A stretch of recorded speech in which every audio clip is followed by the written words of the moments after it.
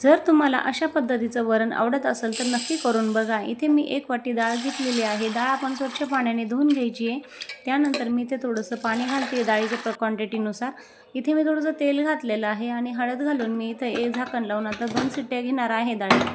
तुमच्या कुकरच्या नुसार शिट्ट्या घ्याव्यात आणि त्यानंतर इथे मी मसाल्याची तयारी करते। पेस्ट करून घ्यायची आहे। इथे मी थोडंसं लाल तिखट, 1 चम्मच लाल तिखट, थोडंसं हळद आणि अंबारी चटपट मसाला आणि वाटलेली लसण अद्रकाची पेस्ट काढून घेतलेली आहे।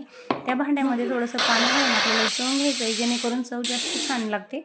इथे आपलं वरणही झालेलं आहे तर मी ते कोथिंबीर सुद्धा चिरून घेते आहे। आता इथे अजून एक शिट्टी येईपर्यंत मी इथे गॅसवर कढई ठेवून कढईमध्ये तेल घातले। त्यानंतर मी जिरे मोहरी घालून टमाटर घातले।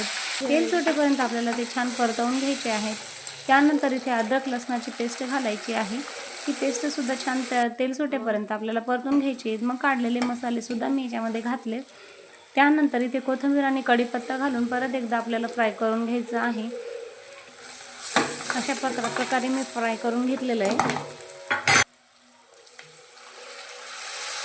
इथे मिक्सरच्या भांड्यातलं पाणी काढलेलं जे होतं ते पाणी त्यामध्ये घालून ठेवायचं आहे। त्यानंतर याला एक उकळी येऊ द्यायची, त्या चव आपल्याला छान लागते। इथे वरण झालेलं आहे तर मी आता ते शिजलेलं वरण आपल्या फोडणीमध्ये घातली। 2 उकळ्या येईपर्यंत आपल्याला गॅसवर मंद आचेवर आपल्याला वरण शिजू द्यायचं आहे। तर बघू शकता तुम्ही अशा प्रकारे तयार आहे। अगदी 5 ते 7 मिनिटांमध्ये होणारं हे वरण आहे। व्हिडिओ आवडल्यास लाईक करा, शेअर करा आणि सबस्क्राईब करा। थोडंसं चवीनुसार मीठ घालून परत थोडीशी कोथिंबीर घातलेली आहे वरती।